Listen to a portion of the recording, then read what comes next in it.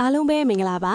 ဒီနေ့မှာတော့ boss fight တွေ hero run တွေမှာကို့အတွက်ရောဒီမအတွက်ပါအသုံးဝင်မယ် mystic skill လေးတစ်ခုအတူတူသားခိုးကြရအောင်သွားခိုးမဲ့ mystic skill နာမည်ကတော့ golden body လို့ခေါ်ပါတယ်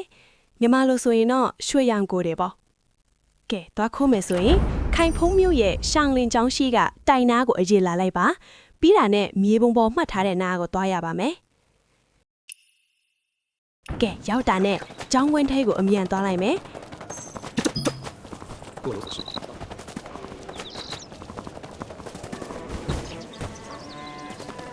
မှတ်ထားတဲ့နေရာကမြေပုံအရဆိုရင်ဒီနားလေးမှာပါ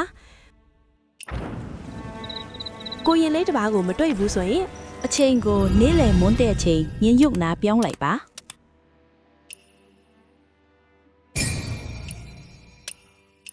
ကဲဒါဆိုရင်ကိုရင်လေးတစ်ပါးတိုင်းကျင်နေလာကိုတွေ့ရမှာပါ一个时辰အဝီးကနေရာကိုသွားပြီးနောက်ကနေ celestial seas လို့ခေါ်တဲ့ကောင်းကင်သိမ့်ပိုက်တိုင်းလေးနဲ့တိုင်းချမ်းလှမ်းခိုးလိုက်မယ်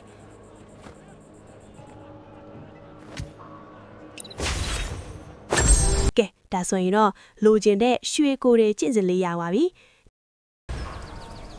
ထည့်သုံးမယ်ဆိုရင်အဝိုင်းလေးတွေထည့်သုံးရုံပါမယ်